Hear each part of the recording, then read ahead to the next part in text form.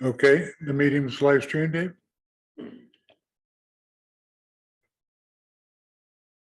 David, we ready to go? Okay, thanks. Good evening. I'm sorry about this short delay here. Welcome to the meeting of the Tecumseh Committee of Adjustment for the month of October. We have a fairly long agenda, so let's get right to it, I guess. Call the meeting to order. Are there any disclosures of interest? Mr. Chair, I'd like to recuse myself from A-15-23 on Lesperance Road. It's just in the direct vicinity of my own property, so I think it's best if I step back from that one. Okay, so noted. Anybody else? Seeing none.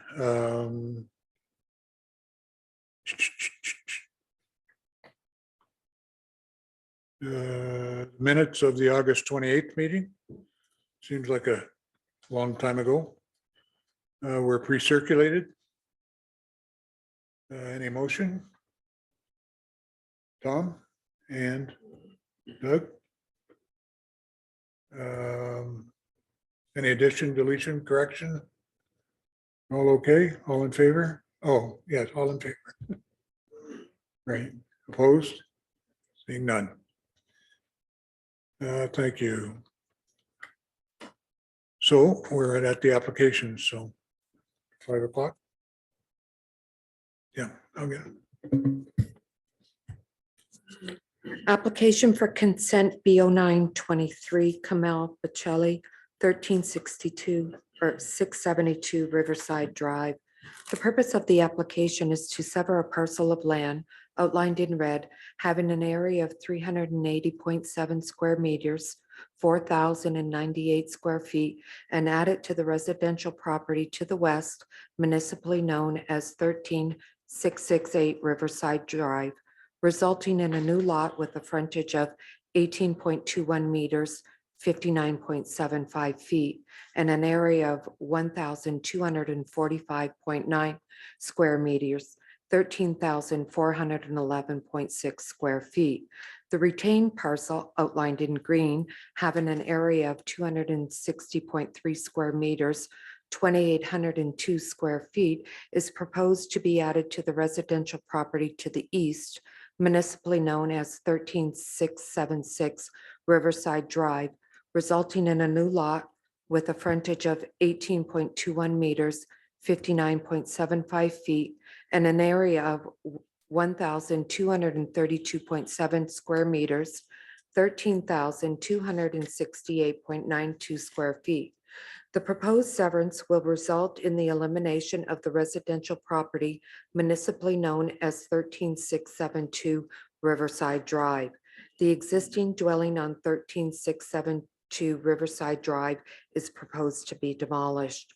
Minor variance applications A1223 and A1323 are being heard concurrently with this application to address the resulting non-complying lot frontages of the two newly created lots, as well as to provide the necessary relief for the non-compliant proposed front and rear yard depths and side yard width to facilitate the construction of a new dwelling on 13668 Riverside Drive. The property is designated residential in the official plan and zoned R1 in zoning bylaw 2065. The following correspondence was received. Engineering, that the applicant be required to service the parcel to be severed with a separate water supply to the satisfaction of the Town of Tecumseh Water Services Division prior to the severance being finalized. Separate water service connections will be required for both new parcels, noting that permits from the Town of Tecumseh Water Services Division are required and the town water operator is to be on site during the installation of the water services. That the applicant be required to service the parcel to be severed with separate sanitary and stormwater connections to the satisfaction of Town of Tecumseh Public Works Division prior to the severance being finalized. Separate sanitary service connections are required for both new parcels. That the applicant be required to provide an engineered drainage and grading plan prepared by a qualified professional engineer for the severed parcel to the satisfaction of the town building official prior to the severance being finalized. Should new access driveways be required, the applicant, developer, or future home builder shall be required to obtain permits from the Town of Tecumseh Public Works Division to install new access driveways in accordance with the Town of Tecumseh standards from Riverside Drive prior to the commencement of driveway construction within the town's right-of-way. The cost of all servicing requirements will be at the expense of the applicant. The building department, all services must be contained to the proposed individual lots. Owner's contractor to submit for building demolition permits and obtaining IRCA clearances. Fire department has no comments. IRCA's comments are as follows. The low-lying nature of the roadway may result in excess water over the road during a 100-year flood event. The municipality must confirm through applicable emergency services that they have the ability to safely access this area during a 100-year storm event. Additionally, the applicant must obtain a Section 28 permit from IRCA prior to undertaking any future developments on the site. Application for minor variance A1223, Sue Bocelli, 13668 Riverside Drive. The purpose of the application is to request relief from the following subsections of zoning bylaw 2065. Subsection 6.1.3b, which establishes a minimum lot frontage of 22.86 meters, 75 feet. Subsection 6.1.3 EI, which establishes a minimum front yard depth of 15.24 meters, 50 feet. Subsection 6.1.3 EII, which establishes the minimum rear yard depth to be the established building line, and subsection 6.1.3 EIII, which establishes a minimum interior side yard width of 2.7 meters, 8.96 feet. The applicant is proposing to construct a 447.8 square meter, 4,812 square foot, single unit dwelling, resulting in a 12.1 meter, 40 foot front yard depth, a 1.5 meter, 5 foot easterly side yard width, a 55.9 square meter, 602 square foot portion of the dwelling extending beyond the established building line as depicted in the sketch. The applicant is also seeking relief to permit a lot frontage of 18.28 meters, 59.75 feet as a result of consent application B0923 for the lot addition. Application for minor variance A1323 and application for consent B0923 are being heard concurrently with this application. The property is designated residential in the official plan and zoned R1 in zoning bylaw 2065. Engineering comments. Town engineer has no comments with respect to the minor variance. Building department, all services must be contained to the proposed individual lots. Owner contractor to submit for building demolition permits and obtain IRCA clearances. No comments from fire, and the comments from IRCA are the same as in B0923. Application for minor variance A1323. Sue Bocelli and Camille Bocelli, 13676 Riverside Drive. The purpose of the application is to request relief from subsection 6.1.3b, which establishes a minimum lot frontage of 22.86 meters, 75 feet. The subject property, which has a lot frontage of 18.28 meters, 59.75 feet, is proposed to be created by way of lot addition via consent application B0923, which is being heard concurrently with this application. The property is designated residential in the official plan and zoned R1 in zoning bylaw 2065. Engineering. Town engineering has no comments regarding the requested minor variance. Building department is the same as the previous two applications. No comments from fire. IRCA's comments are the same as the previous two applications. Thank you. Okay, thank you, Donna. We have with us by Zoom agent and proponent Sue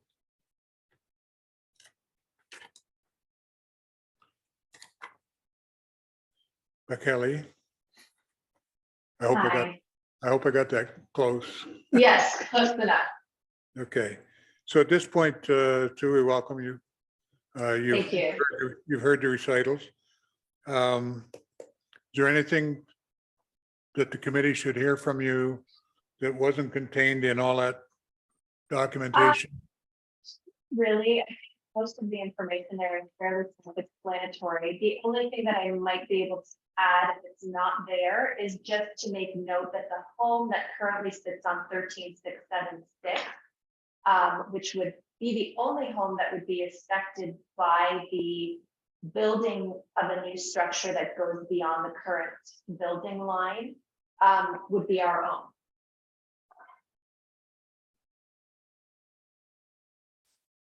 So I just wanted to make a note of that. So the only home that would be infringed upon by that would be our own home. And that's the easterly home, right? That's correct.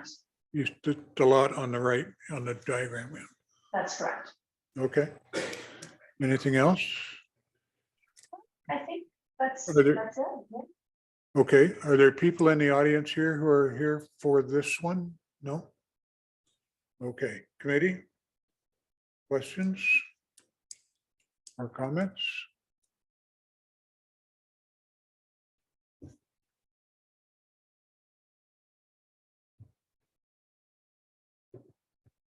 Thank you, Mr. Chair. So a question for administration. Upon reviewing the application and in comparison or in relation to surrounding properties, it was indicated in the report, the administration's report, that there are other similar sized larger lots in the area. When reviewing and when evaluating and visiting the site, I did witness other lots to the east, sorry, to the west mostly, but also to the east, that were actually smaller size lots, the similar size as the current lot in the middle. So I'm wondering a few things, your evaluation of what you meant by similar size lots in the area. Do you mean just the adjacent lots? And then also, how did those similar sized larger lots become what they were or what they are now? Did they also undergo minor variances to accommodate larger lot widths? Are they legal non-conforming? Some history on those larger size lots, and then an evaluation as to how you concluded that there are similar size lots in the area. Through you, Mr. Chair. So it was basically a tabletop exercise where we went through the aerial photographs that we have of the area, and it was broader than just the adjacent lots. But throughout, there's a real variety of lot sizes along the north side of Riverside Drive. And that's not to say that there aren't smaller lots or lots as small as the current lotting pattern that is proposed to be split to increase the size of lots, but there are larger lots, there are smaller lots.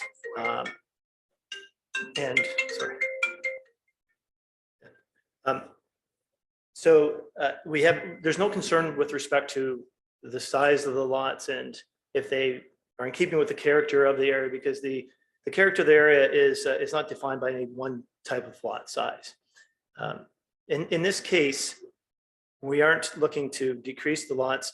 And in fact, the fact that it needs a relief is only due to it no longer being protected by the non-compliance provision of the zoning bylaw, which is like a grandfathering provision that establishes any lots that are less than the minimum lot frontage and area can be built on.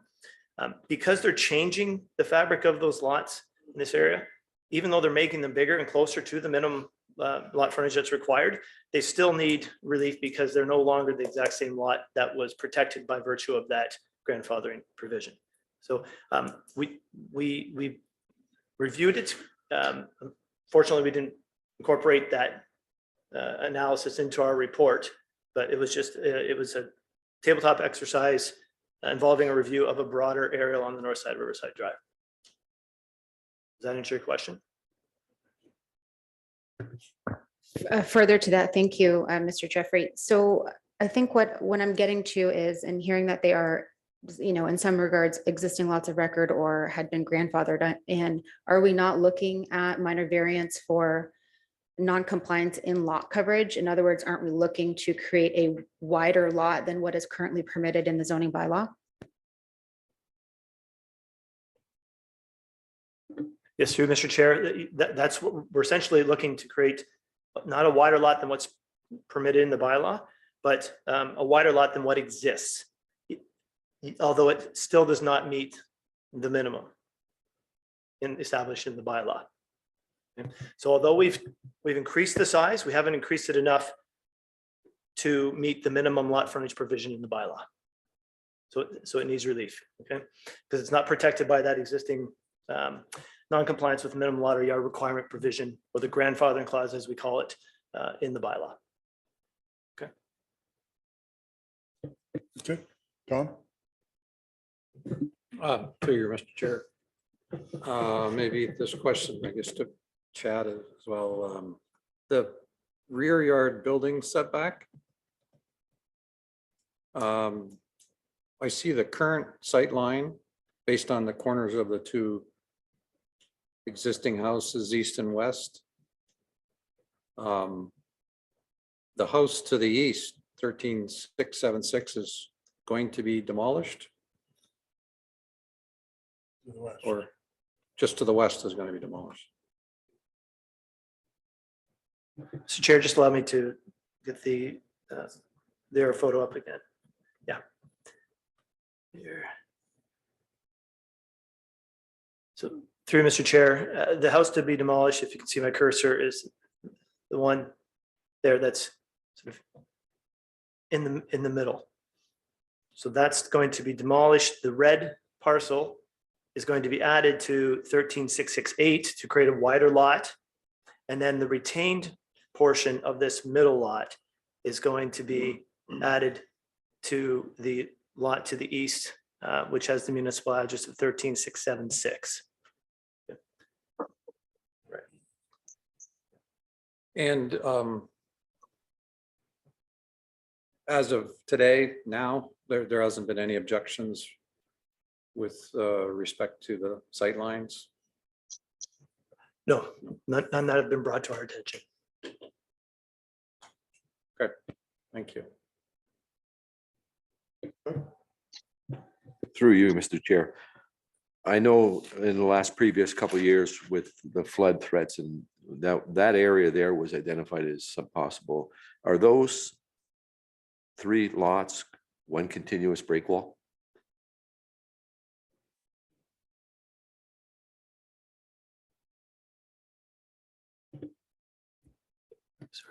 Through you, Mr. Chair, I think that's perhaps a question for the applicant. But I can get the aerial photo up and get a clearer version of this, if you'd like.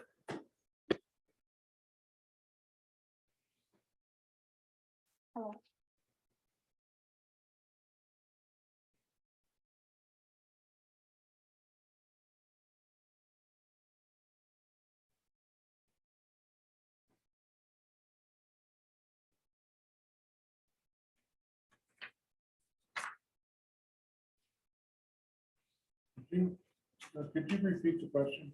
Sure. Sue, here's your phone. Sue, can you hear me all right? Hi, yes, I'm sorry. Did I miss something there? No, I just want to ask you a question. With the Okay. 3 lots, are they one continuous break wall? They are. Okay, thank you.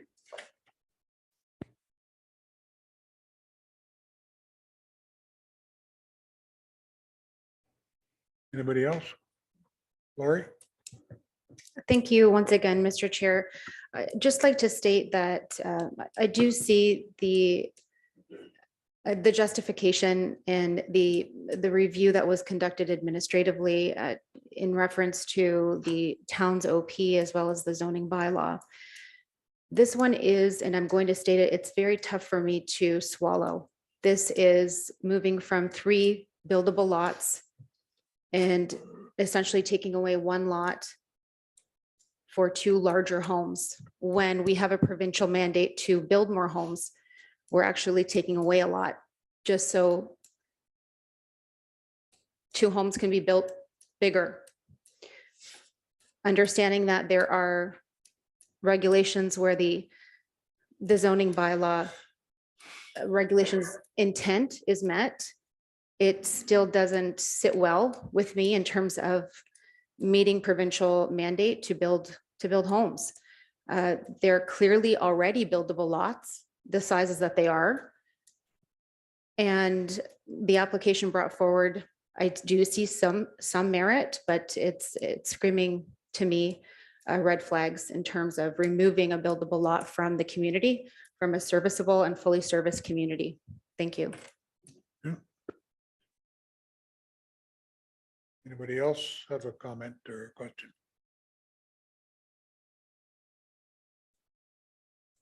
Seeing none. Is there a motion in the wind here?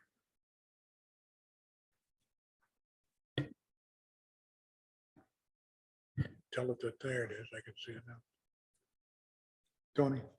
Mr. Chair, through you, one minor question though. On the sheet that's showing a lot frontage of 63 feet, on the application, it's 59.75. Is that how just the lot frontage is measured at a perpendicular to the interior? Yes, through Mr. Chair, that's correct. The lot frontage is not the length along the front lot line. It's a perpendicular distance across the lot. Yeah.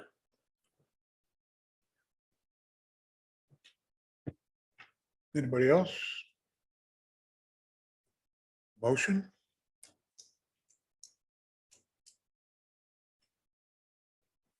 Do I have to prime the pump? Tom? Through your chair, yeah, I make a motion for application 8/12/23 and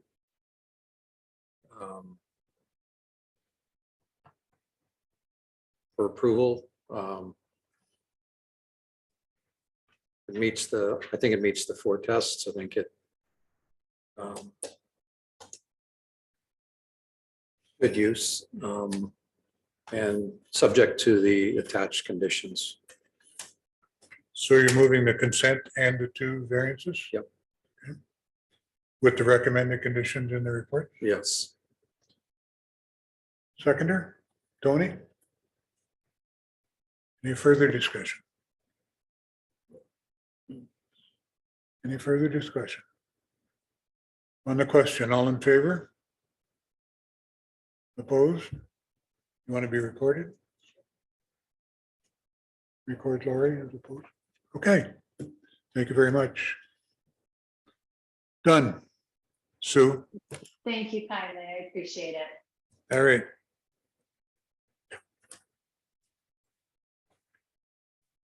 So can I exit the meeting at this point or do I stay for the rest of it?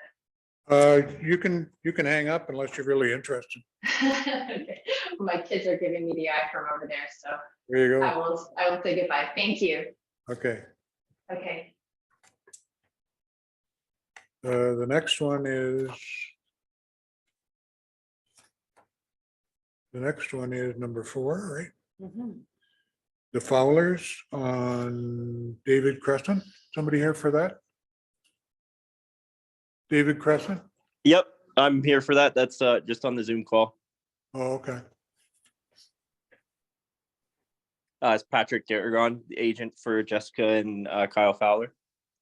Okay. Dave, can we have David up? Is he voice only or? Oh, Nope. Can you turn your video on, David? Sure. There you go. Thank you. Okay, so Donna's going to read the application here. Application for minor variance A1423, Jessica Jen Fowler and LR Kyle Fowler, 120 David Crescent. The purpose of the application is to request relief from the following subsections of zoning bylaw 2065. Subsection 7.13E establishes a minimum interior side yard width of 3 meters 10 feet, and subsection 7.1.3EI establishes a minimum front yard depth of 9.1 meters 30 feet. The applicant is proposing to construct a 36.95 square meter, 397.7 square foot garage addition resulting in a westerly side yard width of 1.76 meters, 5.77 feet, and a front yard depth of 8.34 meters, 27.3 feet. The subject property is designated residential in the official plan and zoned residential type 2 in zoning bylaw 2065. The following correspondence was received. Engineering. Town engineering has no comments regarding the requested minor variance. Building department. Owner's contractor to submit building demolition permits and obtain IRCA clearances. No comments from fire. IRCA's comments are as follows. Their office has no objection to the minor variance A1423 as above noted, and the property owner will be required to obtain a Section 28 IRCA permit under the Conservation Authorities Act. Essex Power Lines. As long as the addition does not put the meter base indoors, Essex Power Line has no comments. If the meter base is located on the garage side, the customer would need to call for a meter relocation. Thank you. Okay, Patrick, Yes. welcome. Again, is there anything that isn't in the documents we have that you'd like us to know about? Nope, that was everything. We are relocating the meter as well, so. Okay.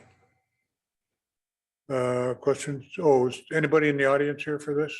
I didn't think so. Anybody from the committee want a question?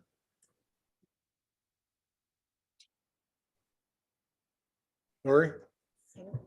Just one question. Thank you, Mr. Chair, to administration. Just to confirm, was there any objection written in or sent in from the next door neighbor about the side yard variance? Thank you. No, Laura, there was no residents that provided any objections. Okay. And it is noted that the structure on the other side will be torn down. Yep, will be. Okay. Any other questions from the committee? So is it arm twisting time? Lori? Thank you, Mr. Chair. For the application A1423 for minor variance at 120 David Crescent, I move to approve the application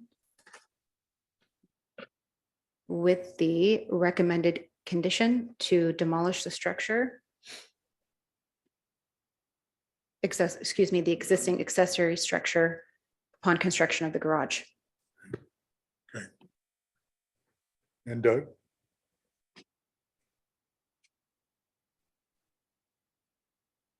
Sorry? Oh, second? Okay, Paul?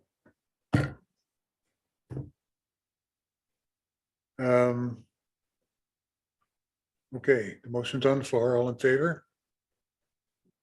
Opposed? Carried. Thank you. Thank you. That was easy. Perfect. Yeah, thank you guys. Have a good night. Good night. Next, I think.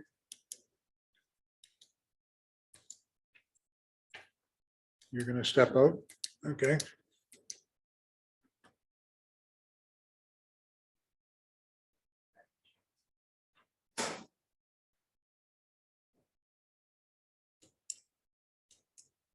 And you're in. Application for minor variance Suburban Construction and Management Limited 205-227 Les Bronx Road. And this is A1623, no, sorry, A1523. The purpose of the application is to obtain relief from the following subsections of zoning bylaw 1746. Subsection 8.3.22G, which establishes a maximum height of 10.6 meters, 34.7 feet. Subsection 8.3.22HI, which establishes the minimum northerly yard width as 3 meters, 10 feet. And subsection 5.5.1 AV, which establishes that balconies are permitted to project into the required yard a maximum distance of 1.5 meters, 4.92 feet. The applicant is proposing to construct 4 6-unit residential dwellings having a height of 11.44 meters, 37.5 feet, and having a 5.84 square meter, 93 square foot portion of the northerly building encroaching into the minimum northerly yard as identified on the sketch in red. The applicant is also seeking to allow the balconies of 2 of the northerly structures to encroach into the minimum easterly yard width, a distance of 1.79 meters, 5.82 feet, as identified in the sketch. The existing dwelling on the subject lands is to be demolished. The lands are designated residential in the official plan and zoned R3-22 in zoning bylaw 1746. The following correspondence was received. Engineering. Town engineering has no comments regarding the requested minor variance. Public Works and Engineering Services continue to work with the owner and its consultants regarding site servicing and stormwater management as part of the site plan control process in relation to the construction of the proposed residential dwelling units at these addresses. Building Department. Owners, contractors to submit for building demolition permits and obtain IRCA clearances. Fire Department, no comments. IRCAs. Our office notes that the low-lying nature of the roadway may result in excess water over the road during a 100-year flood event. The municipality must confirm through applicable emergency services that they have the ability to safely access this area during a 100-year flood event. Additionally, the applicant must obtain a new Section 28 permit from IRCA prior to undertaking any development on the site because of the site plans have changed. Essex Power Lines. Closer to the development, the consultant needs to reach out to Essex Power Lines and provide load requirements for them to determine their connection needs. The following resident at 245 Les Browns Road advised administration that he had no concerns with respect to the proposed application. Thank you. Okay. And we have with us by Zoom Taylor Whitney. Hi there, good evening. My name is Taylor Whitney. I'm an intermediate planner with Slinka Priamo, the planning consultant representing Suburban Construction and Management, who are the landowners of 205 to 227 Les Burns Road. Staff have done a very thorough job of providing the details of our application. So in the interest of avoiding repetition, I will try to keep this brief. Just to provide some background information on this application, a zoning bylaw amendment was approved by council in June 2022 to permit the development consisting of 4 3-story multi-unit dwelling buildings comprising of 6 units each for a total of 24 units. Since the zoning bylaw amendment application was approved, some design considerations have been made to accommodate a better living environment in the units, generally providing an increased level of accessibility, which results in units that are more accommodating to seniors. These considerations resulted in some minor adjustments to the site plan since the approval of the ZBA. And these include, first, to raise the building so that the first story is at grade rather than the previously proposed first story being partially below grade. Secondly, to increase the footprint size of each building to accommodate elevators and other indoor amenities, and to provide larger outdoor private amenity spaces. Notably, the requested variances for the northerly yard and balcony projection only apply to a very small portion of the lands towards the northwest corner as shown on the site plan, and all other setbacks are compliant with the zoning bylaw. The requested variance for an increased height will allow for a roof design that is more compatible with the surrounding residential area, providing a peaked roof rather than a flat roof, which can be seen in the cover letter that was submitted with this application. The differences between the approved development via the zoning bylaw amendment and the proposed development before you are minor and effectively allow for positive modifications and improvements to the design and accessibility of the development, resulting in an enhanced living environment for future residents. As such, the intent of council's decision for approval of this development is still maintained. throughout the zoning bylaw amendment process, as well as this minor variance application, there have been no concerns raised from neighboring residents. We've had the opportunity to review the report that was prepared by staff, and we appreciate their consideration and recommendation for approval, as well as their efforts on this project to date.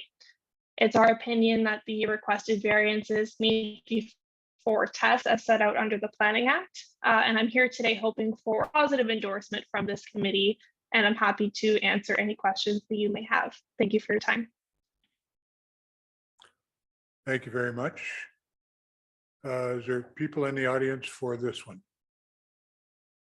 Okay. Couple. And do you care to speak at the meeting?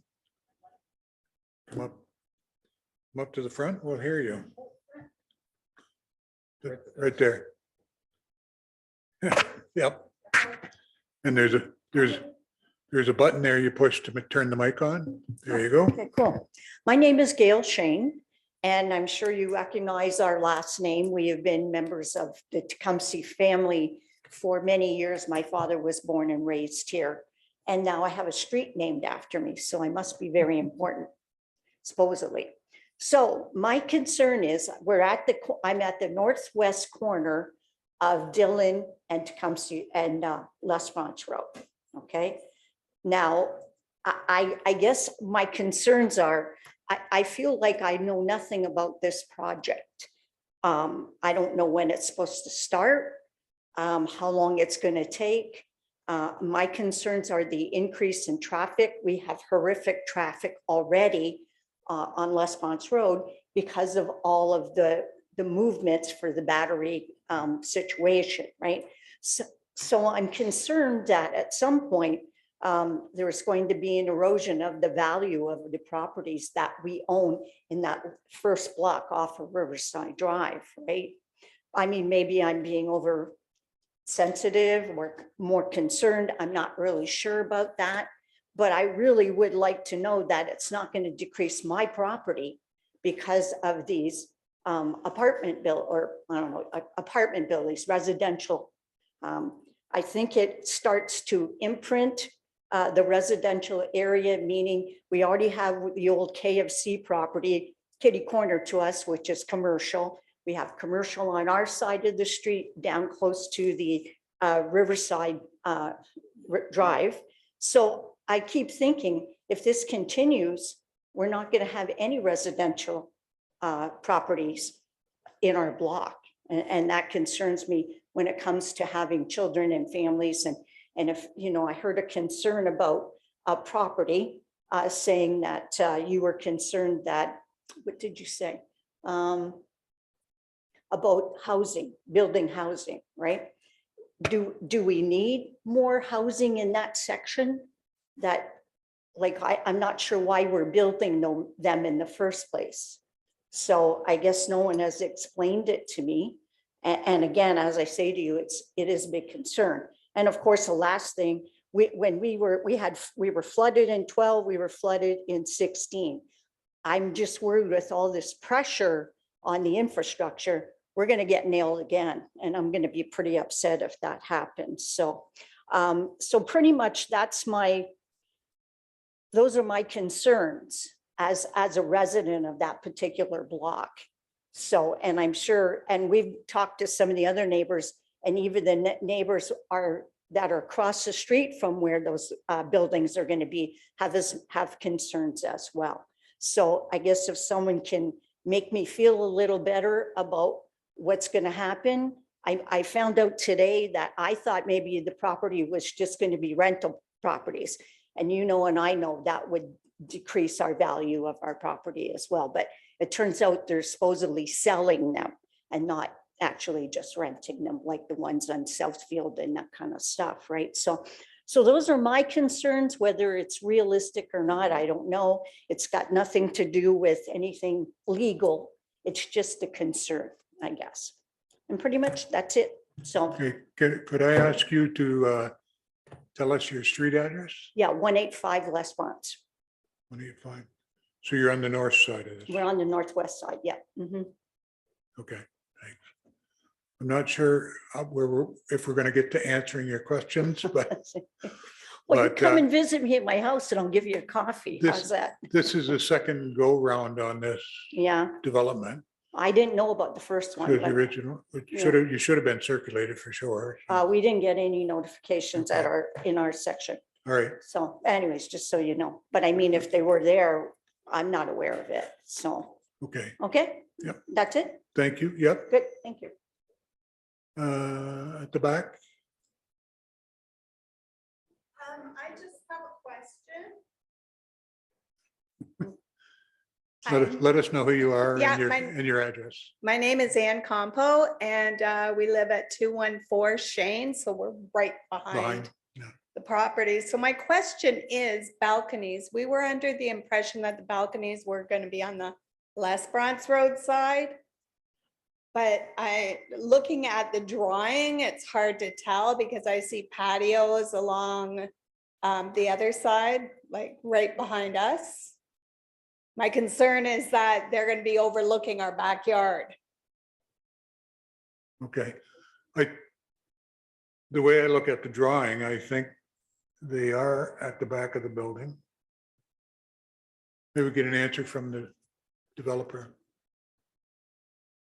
Hi there, that's correct. The balconies are proposed both to the front and the rear of the building. The requested variance for the projection only relates to the ones towards the north fronting onto Lesbrance, and the balconies to the rear are compliant with the zoning bylaw regulations. When this was initially proposed, we were under the impression the balconies were just going to be in the front, not in the back.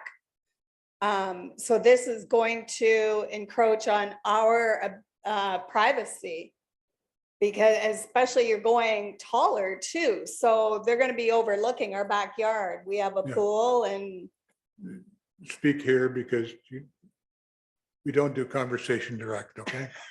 sure. But we hear what you're saying. You're worried about the oversight, Yep.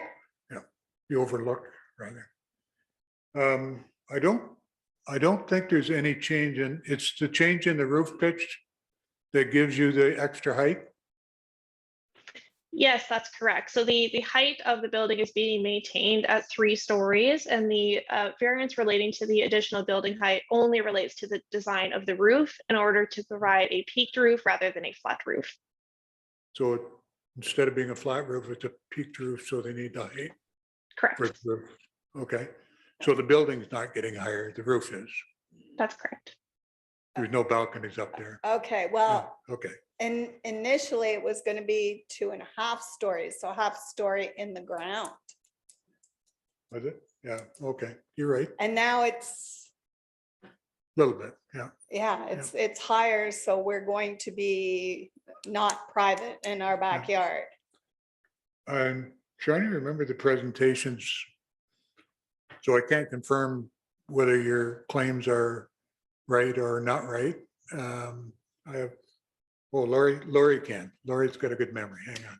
Thank you, Mr. Chair. Just a suggestion or a recommendation to administration. In the application, there is, I believe in one of the planning justification reports, potentially, figure 3A, figure 3B, where it indicated at the time of the zoning bylaw amendment, the balconies to the front, as well as the difference in flat roof and pitched roof, if administration wants to bring that up.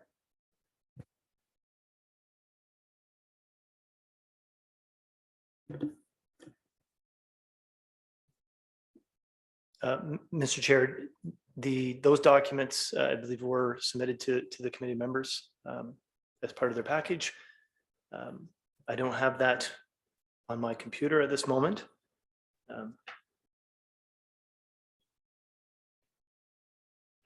If I may, I do have the figures available if you would like me to share my screen. Sure.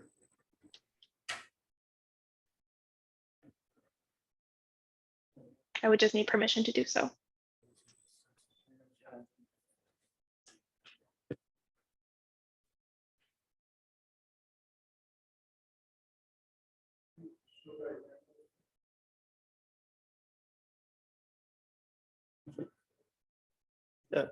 Mr. Chair, the planning consultant, if she has them available and would like to share, she can share the screen. Yep.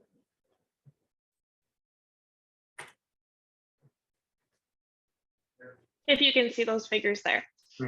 So this was the previously proposed design with a flat roof and the currently proposed design with the peak roof.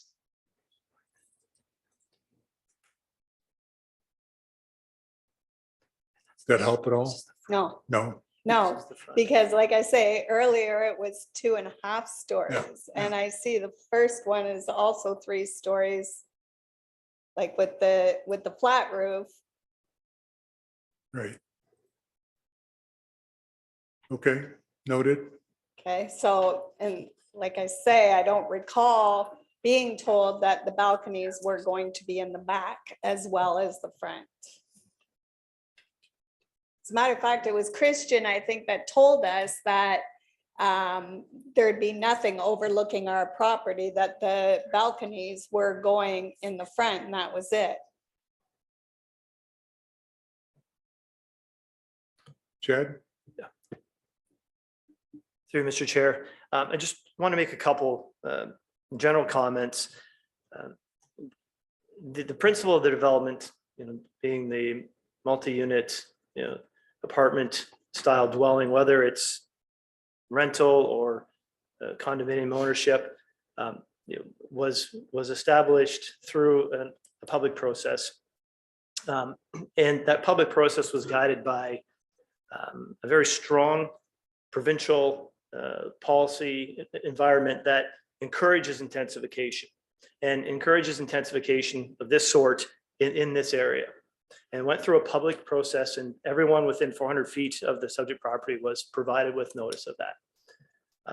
So in terms of the the principle of development, the type of development that's proposed, there's no issue from a planning perspective. It comes down to the design, and that's why we're before the committee tonight, and that's to address the issue of height. There's a slight encroachment in the northern part of the building, very slight, and then the balconies to the east of the dwellings in front along West Bunch Road are being slightly extended, only to the point where they're about the length of a standard ruler, 30 centimeters beyond where they're allowed to encroach in accordance with the zoning that was put in place by council after that public process. Granted, they are getting higher, the buildings are getting taller, or proposed to be. And that was in order to allow for the developer to market these toward seniors population and those with disabilities. So they could put an elevator in the units. So there's a very good reason for that. And again, that's the sort of thing that's encouraged by the provincial policy statement, the county OP, and our own official plan, where we're supposed to provide for a variety of housing types and tenures, so that we can meet the needs of the entire housing market, and particularly those with disabilities and seniors. So the changes that are being proposed are doing exactly that. It is higher, but as we've established in our report, we believe that the height meets the four tests of a minor variance, and that it meets the intent of the official plan. It meets the intent of the zoning bylaw. It results in appropriate development for the area. And it's an area served by transit in close proximity to a commercial node that was mentioned earlier. There's going to be a walkway in front of it. And finally, we believe that it's minor in nature. And we are taking steps through the requisite site plan control process to ensure that there's some form of buffering, visual buffering along the westerly side of the development, so that intrusive overlook that this neighbor has brought up today is addressed even more. So we don't believe that height, combined with the buffering that we're going to provide through site plan, will result in intrusive overlook, which is the test established in the official plan. So finally, the balconies on the back are not the same type of balcony that you saw earlier. They're not the extended balconies. They're more of a Juliet style balcony, and perhaps the planning consultant confirmed, but the drawings that we've received, the architectural renderings, show more of a Juliet balcony on the back. So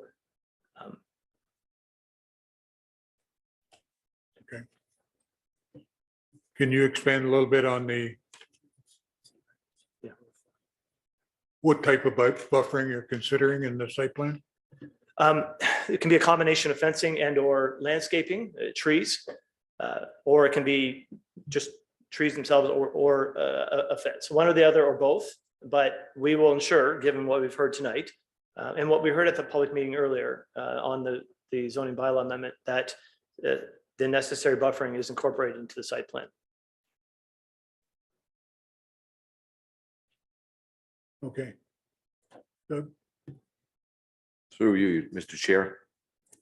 From what I looked at the picture, and I'm not contradicting planning, that doesn't look like a Juliet balcony to me. That looks like a balcony where people can sit out with tables and chairs. And that's my main concern. My main concern is why would, if there is balconies, why would they not be facing West Bronx Road? Rather than a neighborhood of people who have lived there for 30 years. And I'm all for the project and everything. I just not feel that, I think there can be other ways to put those balconies facing West Bronx and not looking down on people's yard who've been there for long time. Again, through you, Mr. Chair, the diagram that the consultant had up on the screen earlier, that's the front of the building. The back of the building is a different, it's a different fascia. Doug? So my understanding is, and I guess I'll ask the young lady, there are no balconies at the back of the building where people can sit out with tables and chairs and look out to the parking lot or the neighbors' yards? Hi, my understanding is that it is more of a patio or small patio type setting, not where they would be overlooking the yards of the neighboring residents. I don't have those details available right now, but I can certainly get them and send them to this committee. Through you, Mr. Chair, like I say, I'm for the project, but I cannot vote on yes or no whether I support until I find out what those balconies consist of. We'll deal with that in a minute. So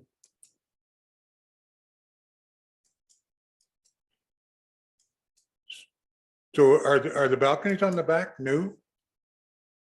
I've never seen them proposed before. I'm asking. Hi, I unfortunately was not involved in the zoning bylaw amendment process. I would defer that question to staff if they were involved and could provide an answer. Is that a deal breaker for you? Me? Oh. I'm asking Taylor.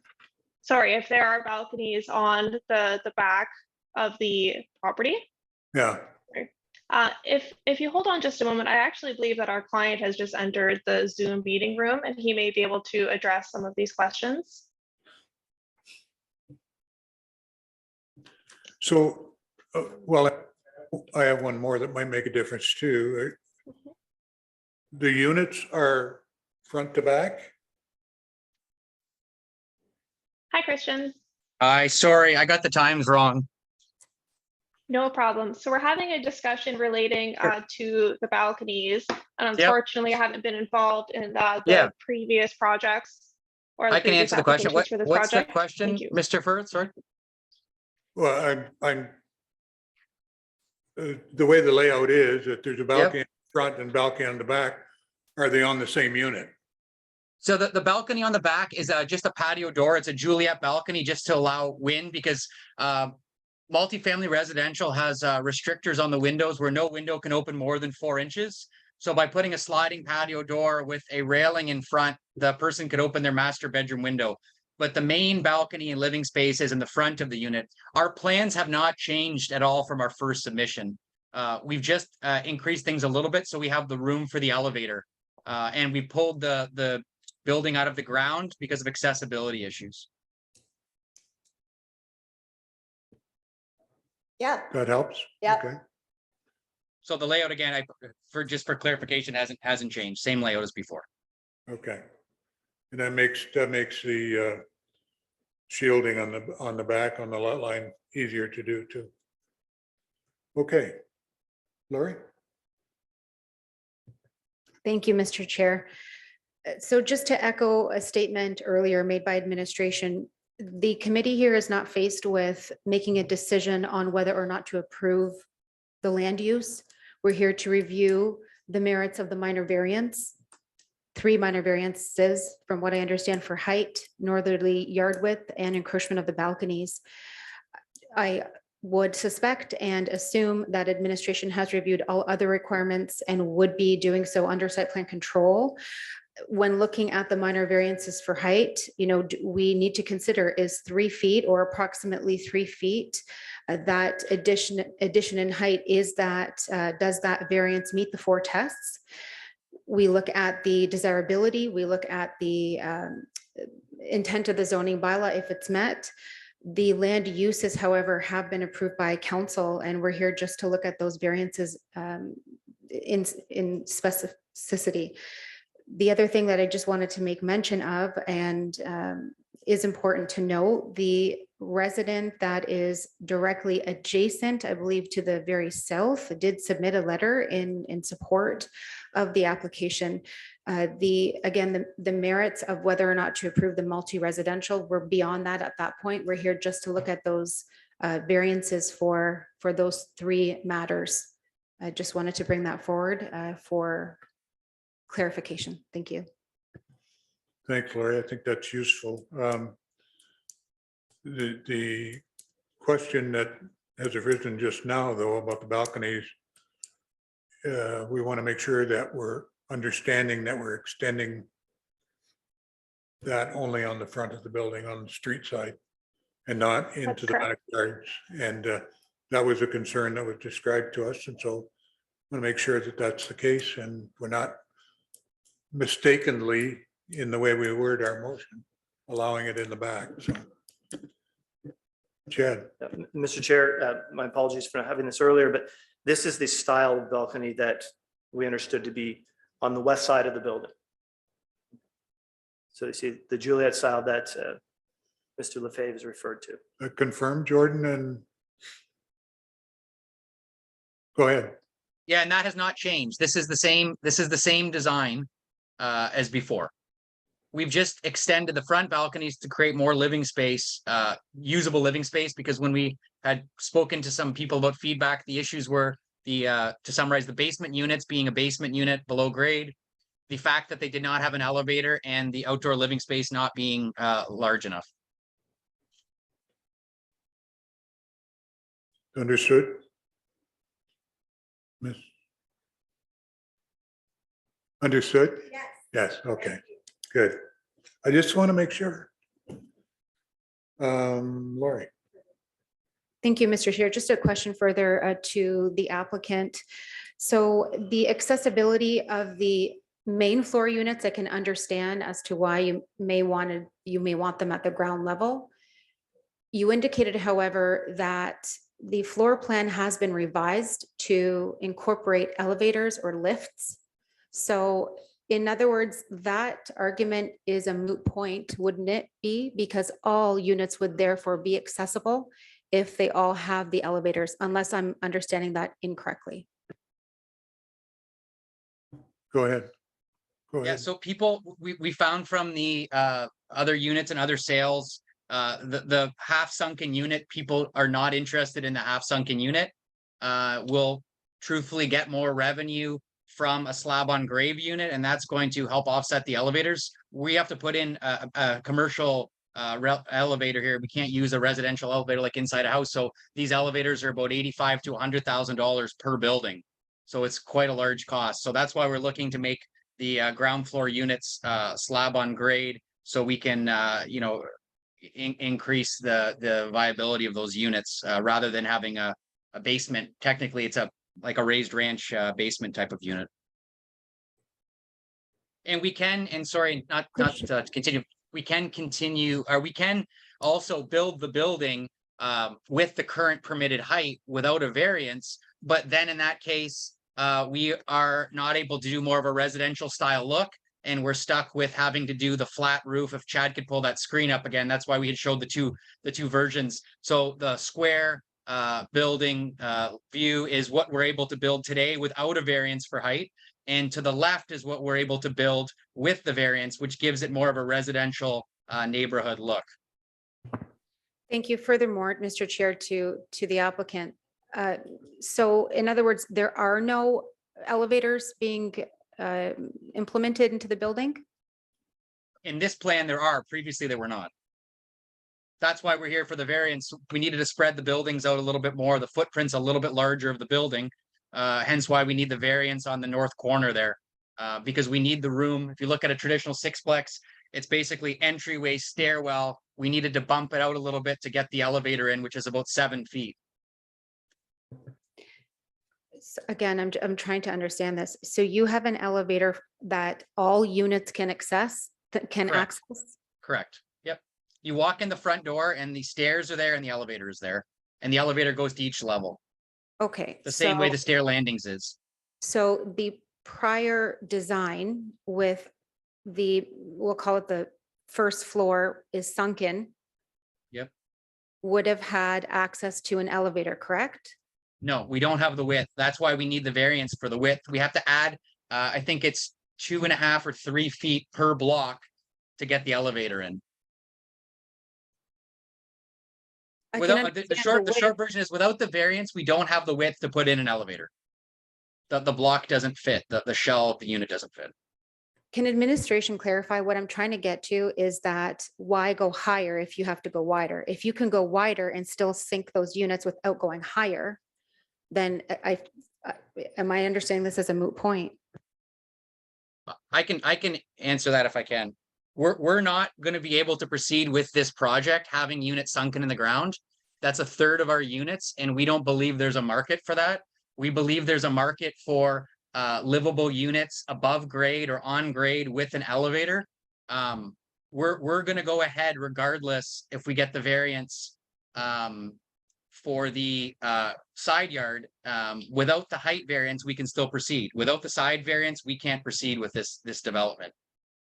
And if I may, the inclusion of the elevator is not exclusive to the variance requesting for height. The variance for the northerly side yard is also related because the units had to be made larger to accommodate the elevator.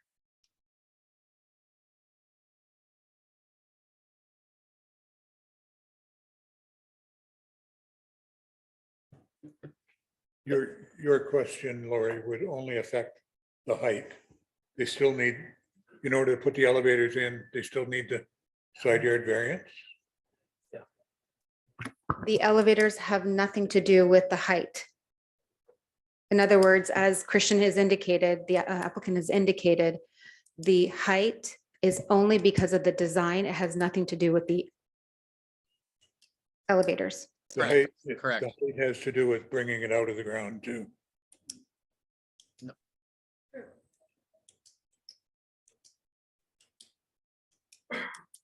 Christian?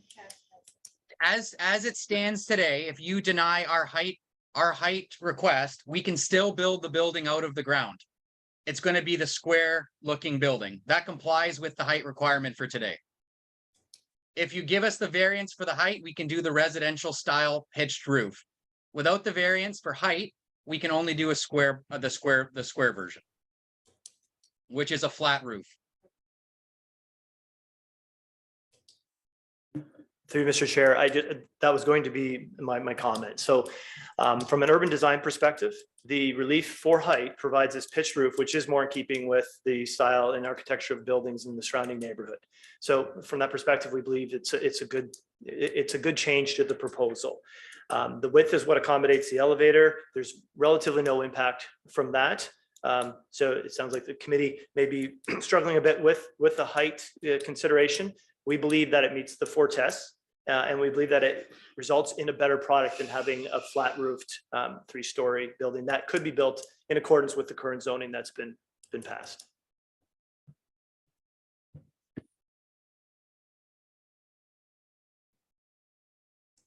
You good? Okay, anybody else? Tony? Through you, Mr. Chair, my question, I guess, would be for administration.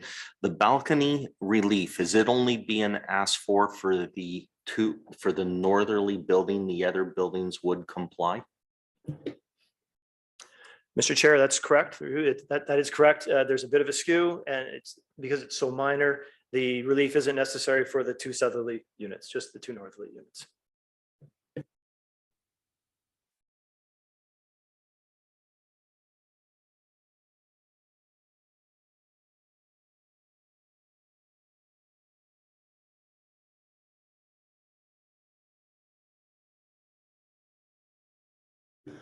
I have a question from Mrs. Shane. Mrs. Button. The button. The button, There you there's go. all this credit on the table, but my concern is, and of course, I don't know if any of you live in that same area that I live in. I wish you would be there on the mornings when the bus comes.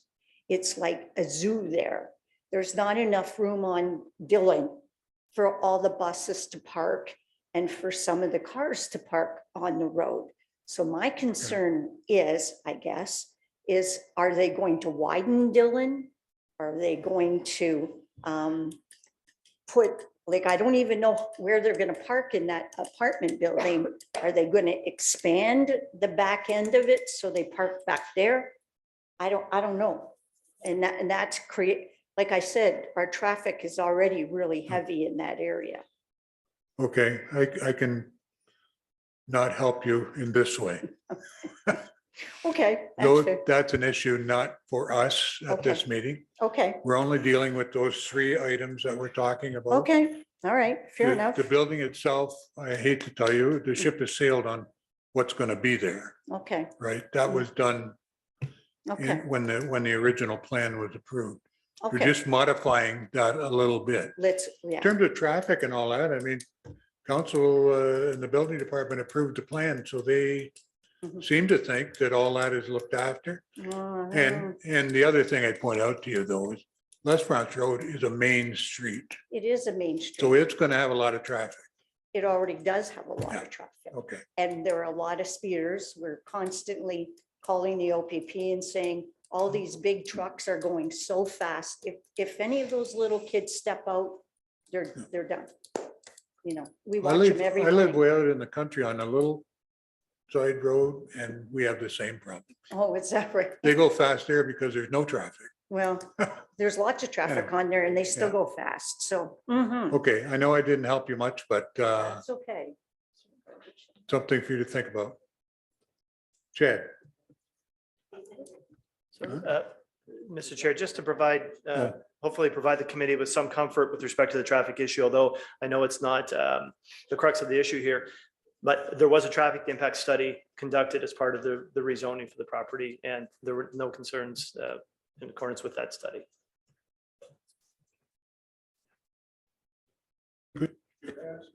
Could I ask you to help me one more time? Yeah. Yeah. Shut that mic off. Oh, sure. Yeah, okay. Okay, committee, questions? I believe there was a third person in attendance here for this application, the gentleman in the back left. Well, he was with Mrs. Campo, I think. Oh, no, the other gentleman. Yeah. Okay. Yeah, I'm talking about the other gentleman in the back, the Oh, far left. No, okay. he's not for this one. There were 2 and 2. I know what sometimes I know what I'm doing. Okay, a motion, gang. Up or down? Motion.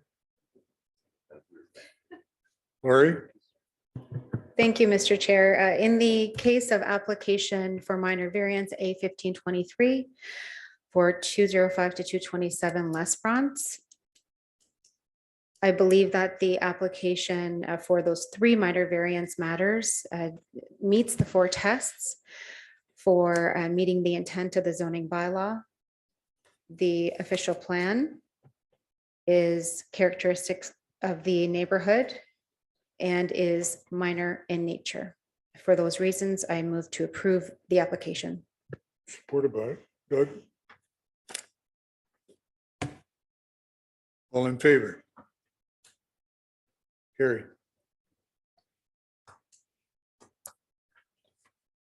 Thank you. Thank you very much. Thank you. Enjoy your Thank evening. you. Thank you. Take care.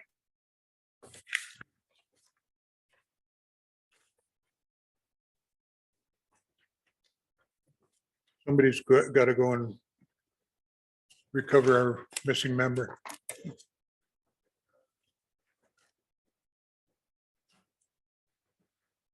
Next is Somerville Street. Are there proponents here for Somerville Street? Come sit up here. I'm gonna put the light on you.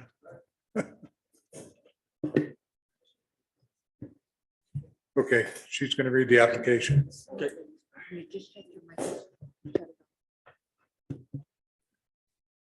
Application for minor variance A1623 Vincentia 214 Somerville Street. The purpose of the application is to request relief from subsection 7.1.5C, which establishes a maximum lot coverage of 30%.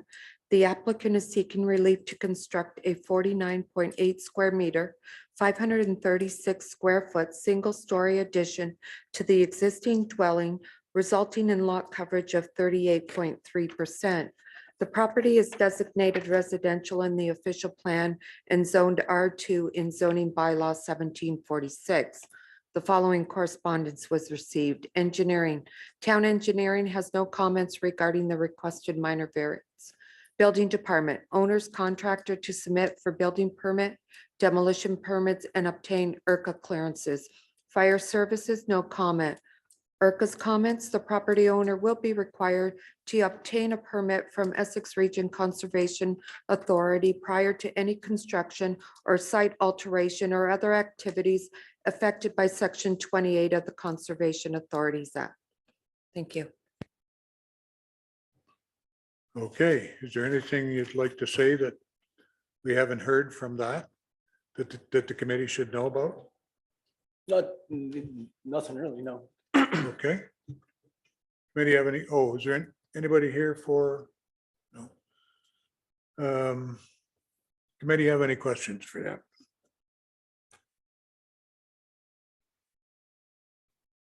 Does that mean we're going to get a motion right away? Go ahead.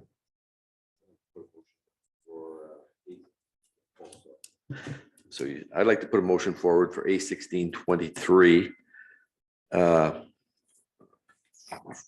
for acceptance as long as everything is met with the building department, followed by what required by IRCA.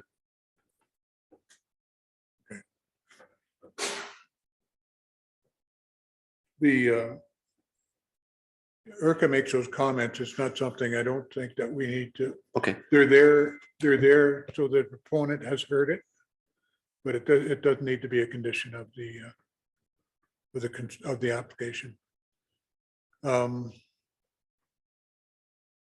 Tom? Supported by Tom? Support. To the residents. All in favor? Yeah, Tom, second. What would you like to do? Just discussion. Just to ask a question of clarity on the IRCA permit. So it's not just a comment, a comment was submitted by IRCA to obtain a permit. It wasn't just comments. Well, they'll have to obtain a permit, whether we say it or not. Yes, So it doesn't have to be a condition. agreed, That's what I'm saying. agreed. Okay. We don't, this stuff is complicated enough without making it more complicated. Sorry. Yeah. Thanks for checking. No, that's good. That's good. Support, moved and supported. All in favor? Opposed, carried. Okay.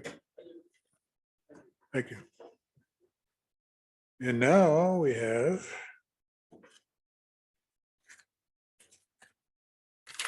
last but not least,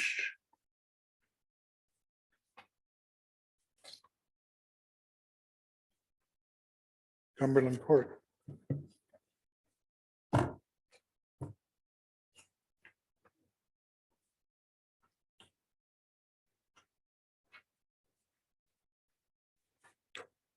Application for minor variance A 1723, Ali Ahmad Bahul, 500 Cumberland Court.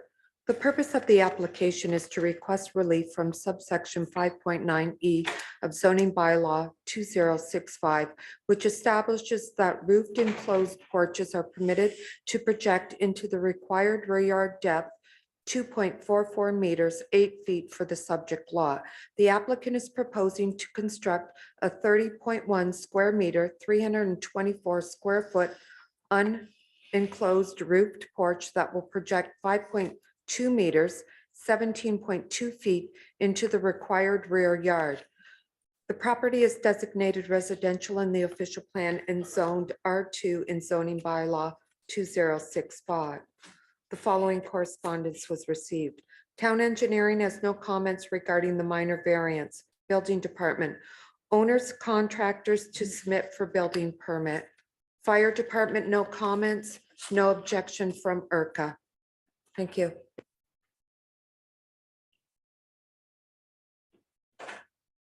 Sir, are you here for this? Okay. All right. You know the routine now. You've been Yes. here long enough. So just some contributing factors leading to us deciding to build this structure is originally when we purchased the home, there was an awning.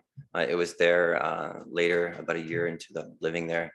That awning had caused damage on that back wall. Water was getting in behind it and it was getting underneath the back door. We later learned that as we removed the back patio door and realized that there is damage there. So that wouldn't be feasible. We also had a structure that we purchased from Costco, a 12 by 20 structure, a gazebo. The reason for that was to protect us from the elements. The global warming has been an issue year in, year out. So we're looking for shelter for a family in the backyard. That gazebo was not feasible. There was a defect, so we did take it down. And hence, I am here today asking permission for approval to build a structure that's on the home and to protect us from the elements and global warming as well. Our family did subdue to a catastrophic event that happened a little over a year ago that has caused the house to go under a lot of construction lately. There's a lot of probably disappointed neighbors because the contractor, Paul Davis, was hired through our insurance. And it's been under renovation for about a year. If I do get approval, we will promise come spring, this project won't take as long as what's happening right now, which is a little over a year. My father is a retired contractor, so I'll have his help as well. Okay. I went by there yesterday. Looks like the whole new house. Right? Very, very long process. Right. Okay. If I knew any better, I'd get there.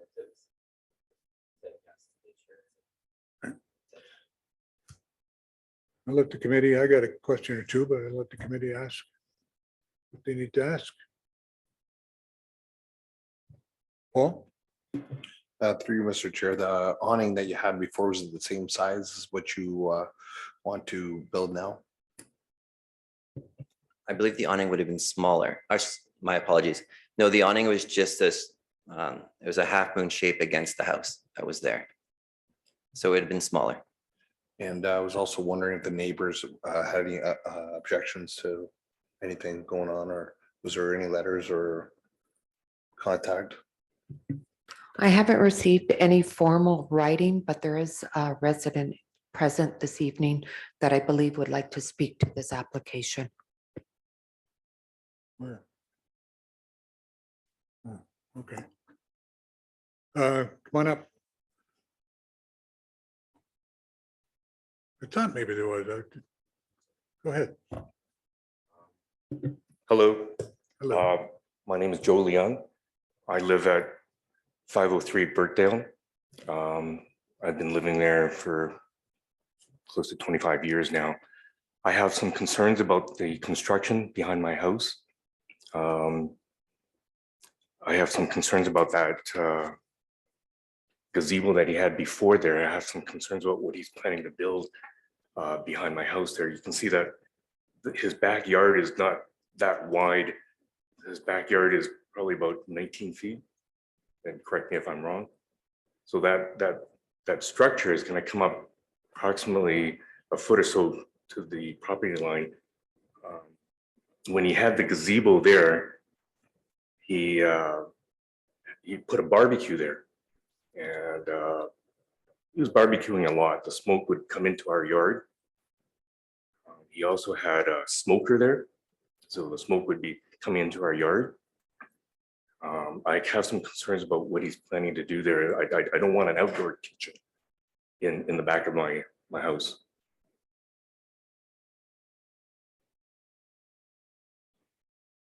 Okay.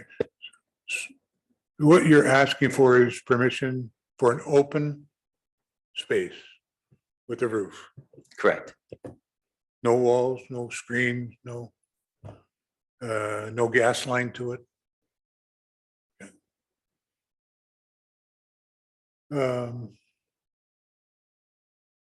Committee, Tom. Through you, Chair. Is this structure attached to the house or is it a freestanding structure? This structure will be attached to the house.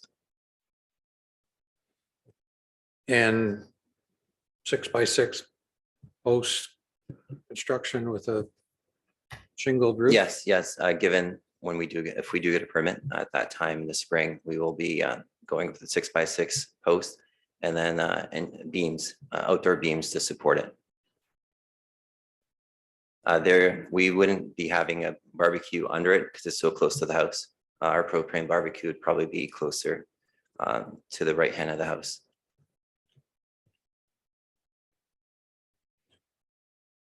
The easterly edge of the barbecue would be how close to the lot line? When we do set up our barbecue, it would be, given that structure is going to be right against the house, we wouldn't be having our barbecue there. It would be the closest to Dresden, which would be about 10 feet away from the property line and about 6 feet away from our neighbor's line. The barbecue would be. Yes, correct. Okay, I'm asking this roof that you're asking to put up. Correct. Which is what what's in your application. Yes. How close is the easterly edge of that to the lot line? From our neighbor's lot line, it will be approximately 8 feet from his lot line. Okay. I believe our backyard is 24 feet from the lot line to our back of our home. So it should be 6 feet. Yes, correct. Sorry. Yeah. Thought my math wasn't that rusty. Chad. So, Mr. Chair, just for clarification, the minimum rear yard for the R2 zone is 25 feet. This structure is approximately 7.8 feet from the rear lot line, as noted on the bottom of that sketch. Okay. Oh, sorry, yes. The answer was right in front of me. Okay. Any other questions? Tony? Through you, Mr. Chair, to administration, the property is basically square. How was it determined what was actually the lot frontage, whether it be on Cumberland or on Dresden? Or was it just the main door? We use the main door to dictate that.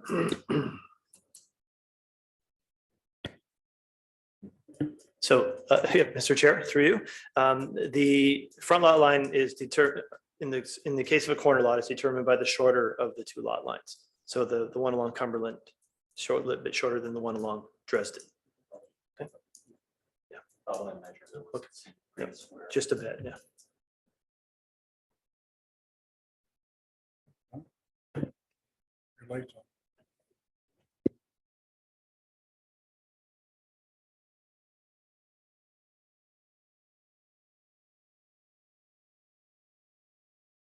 Okay, it's arm twisting time then. If we're done.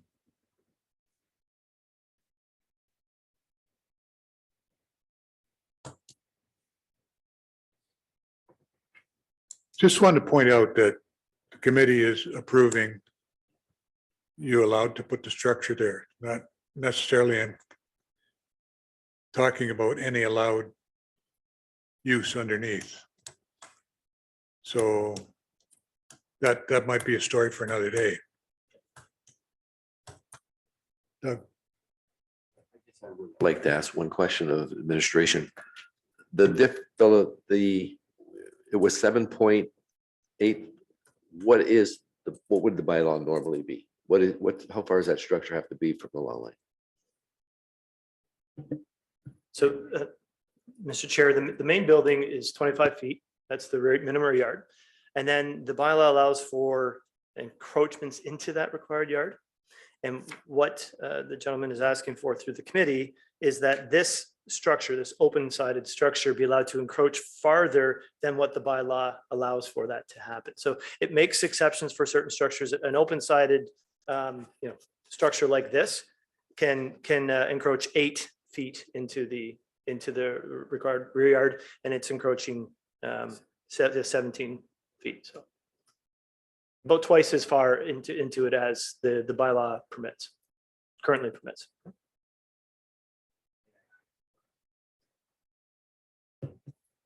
So if you do look at Google Maps, so my neighbor behind me on Birkdale does have an awning to protect him from the elements from global warming that encroaches outside their home. And then to my left is 504 Cumberland. They also have an awning right to the fence to protect them from the elements as well.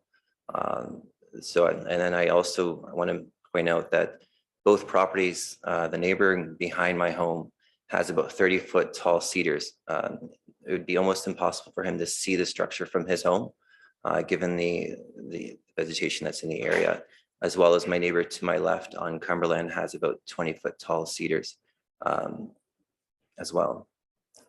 I did take pictures of them, but I don't have them here with me. I do have them on my phone if you like.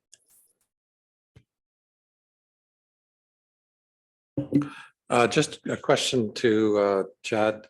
If the applicant was to propose a retractable awning that extended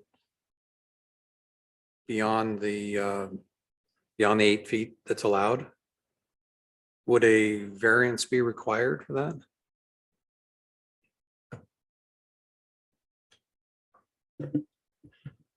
Through you, Mr. Chair, I would argue that yes, it would. If it's capable of encroaching into that space, then it would require relief.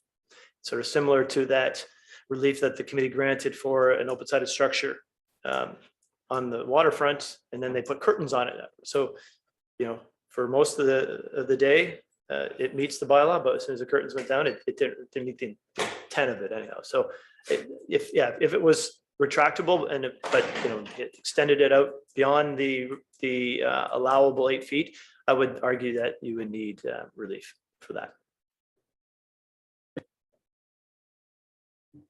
I don't know. I don't think I'd put an 18-foot retractable awning on. Go ahead. Through you, Mr. Chair, just for the concerned neighbor, just to clarify, so your concerns are based on the usage of the backyard and per se, not so much with the proposal No, of the. I'm concerned about the smoke. Okay. He has a lot of parties there, and it just whiffs into our backyard. I don't think it's safe because there's a fence there too. How high can they build those structures as well? I was going to ask.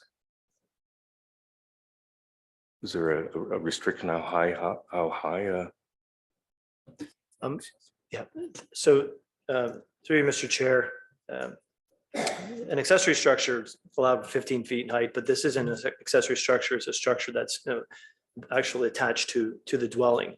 And so technically it would be subject to the same height restrictions that the main dwelling is subject to. So if they wanted to extend something from the second story or third story of a dwelling, they could. So there's really no height restriction that applies to this because the maximum height for the main dwelling is 35 feet.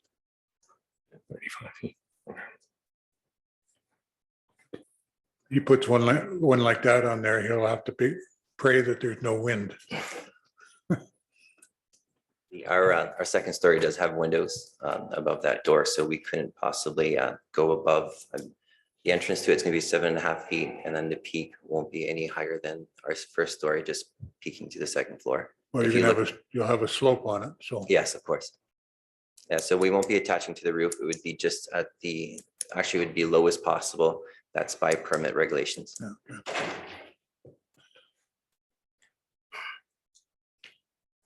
Big sigh. I would suggest that having a barbecue under that, you might get a visit from the fire department. And the smoker Well, that he has there. whatever, anything burning under there, you're gonna have to have a chimney or something. You can't just put a barbecue under a roof, can you? Our expert is right here. I would be cautious. Okay. Any other questions? Motion. Go for it, Paul. Through you, Mr. Chair, I'd like to make a motion to approve application A1723. I believe I got that right. Seems to meet some more the 4 test. Matches the area. Okay. He's asking for open sided, so we don't need to specify that it has to be open sided. So conditions are not necessary, I guess. All right, seconder? Tom? Okay, all in favor? Opposed, carried. There we go. Get a big fan, blow that smoke the other way. Thank you, everybody.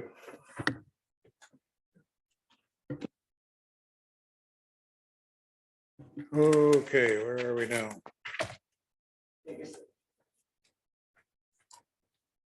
Can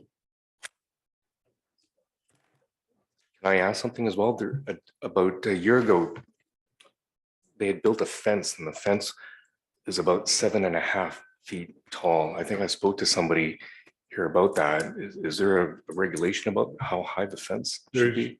Yes, we have a bylaw department. We have a bylaw officer. Yes. He would be able He to said 6 look at feet. that and And that's why the give you fence is. comments, not for us. Okay, okay. I'll deal with that later. Thank you very much. Thank you. Okay. I have deferrals. We still have the one in Maidstone. There's no news on that one yet. Is there any unfinished business?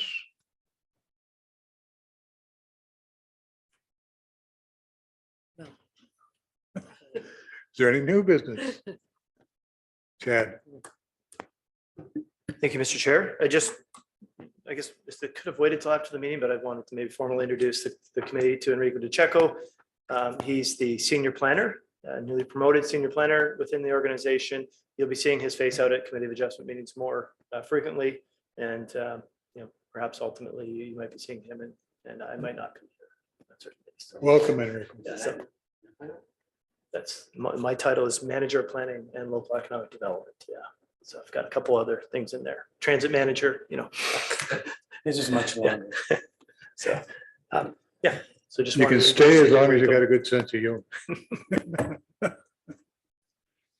Okay, any other new business? Seeing none. Who's going to adjourn us? Doug and Tom. All right. Thank you. Good night, Mrs. Calabash. Mrs. Calabash, wherever you are.